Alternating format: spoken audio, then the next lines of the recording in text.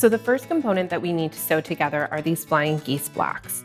Now, if you've made these before, there's lots of different methods, and if you know something like the 4 at a time method, you can always do that. But I want to show you how to make a one-off flying geese because it is still a really useful skill.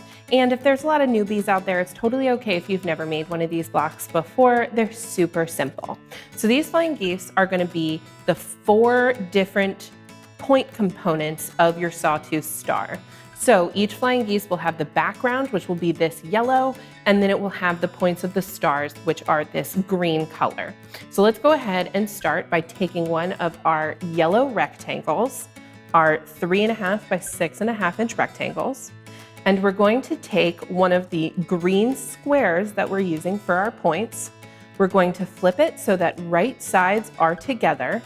So you'll see the back of the fabric, and you are going to line up your square along one of the short edges, so that 3.5 inch edge right there. So you should see quite a bit of that yellow rectangle to the right-hand side over here. Now the next thing that you need to do is mark your seam line.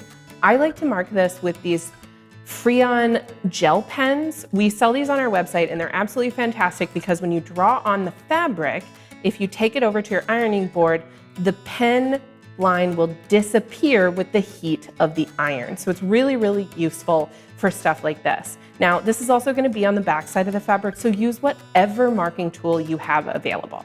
So what we're going to do is we are going to mark the line that we're going to sew.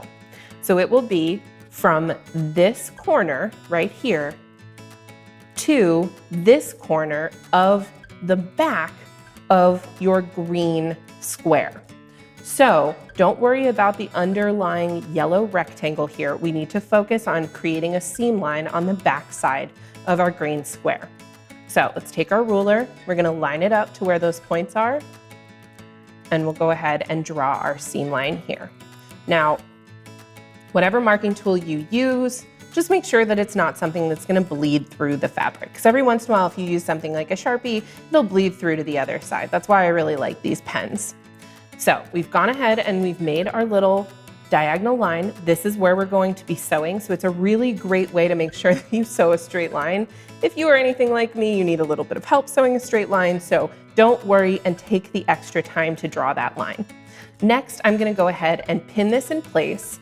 And remember, because we're going to be sewing along this diagonal line, you don't need to pin around the edges here. You need to pin along this line.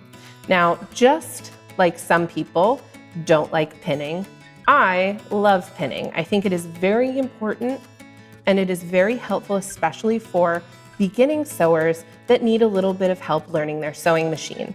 The only thing that I will mention is make sure that you take out your pins as you're sewing. So you never want to sew over, especially pins like this. These are really big, thick pins. If you sew over this, your needle might hit it and pop off. So always make sure that as you're sewing along, you take them out before your needle hits those spots. So we're going to take this over to the sewing machine and then I'll show you our next step after that. So now that we've drawn out our diagonal seam line, which you can see right here in red, this is the line that we're going to be sewing on. So we're going to take it over to our sewing machine, we're going to drop our foot down, and we're just going to sew right along that line. Don't forget that because we've pinned it, you're going to want to make sure that you take these pins out as you go.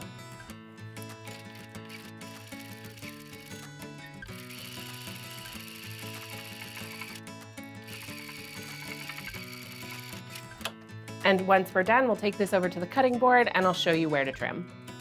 Now that you've sewn your first diagonal line, I ended up using red thread so that it was super easy for you to be able to see. We need to cut this section down here. So we've got our finished flying geese up here. If you take this little extra edge of your square and you flip it up, you can see that we've basically created one of these corners right here. But this is a lot of fabric for a seam allowance. So what we're gonna do is we're gonna cut this down to a 1/4 inch seam allowance. So take your ruler, you're gonna measure your 1/4 inch, you're gonna take your rotary cutter, and you're going to slice off that corner. Now, remember to save these because you can actually use these scraps later. Because they're already pre-cut corner triangles, they're really fun to play around with. So I always like to throw these in my scrap bin. So we've gone ahead and we've cut that off. So we've got our 1/4 inch seam allowance right there. Now we're gonna take it over to our ironing board. We are going to iron open this seam. Now, I want to tell you one thing about pressing. So a lot of people, when they get their iron and they put their block down, they like to take their iron and they like to wiggle it around. Remember that this is a cotton textile, so it has a lot more elasticity to it. Like, all you have to do is take this flying geese block. Look at how much I can just go ahead and stretch it. Depending on how you've cut these blocks, this fabric has a lot of stretch. So when you go ahead and you take your iron and you wiggle it all around, sometimes what can happen is you stretch your fabric. So remember that an iron is a pressing tool, meaning that you want to press down and press down. So that's what we're gonna do with this seam. I'm gonna go ahead and I'm gonna kind of push it open just a little bit. I'm gonna take the edge of my iron right here and I'm going to very lightly push it up against this seam. Then, once it's largely pressed down, I'm gonna lift my iron up and then place it down. If you just can't not iron without a little wiggle, you can give it a smidge of a wiggle right there. But again, remember this is a pressing tool. So you're pressing down and lifting up. And you can flip it over to make sure that your seam lays nice and flat. Press down, lift up. So now we've got our first part of our flying geese block right here. What we need to do is add our other point. So we're gonna do exactly what we just did over here. We're gonna take one of our corner squares, or our point squares. We are going to lay this down.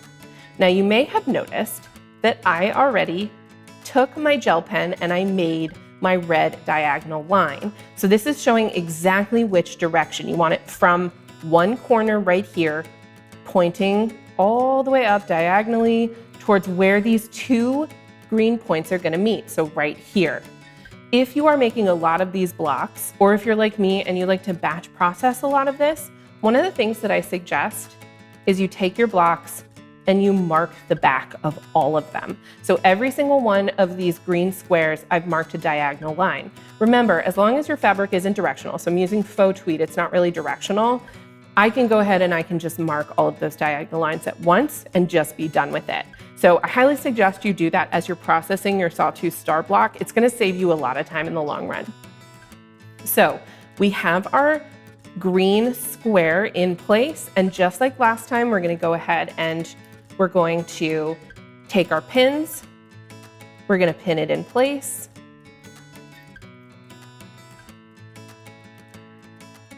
There we go. And we're gonna take that over to the sewing machine. So now that we've got it over at the sewing machine, we're gonna sew along that red line that we just created. And again, don't forget to take your pins out as you go and go nice and slow so that you can create a really nice straight line along this diagonal. So we'll go ahead and line this up. We'll drop our presser foot and we'll start sewing.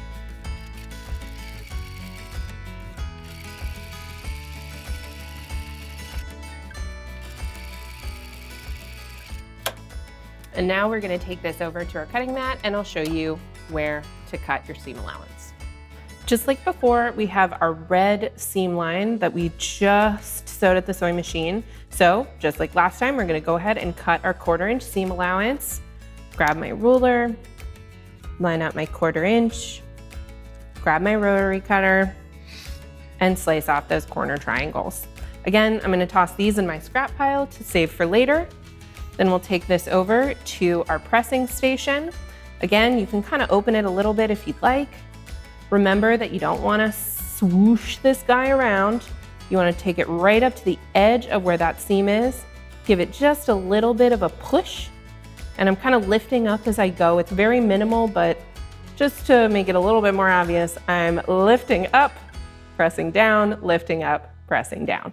So once we've got that seam nice and open, I'll go ahead and do a final press on the front side, flip it over, do a final press on the back side. And now we have our finished flying geese block.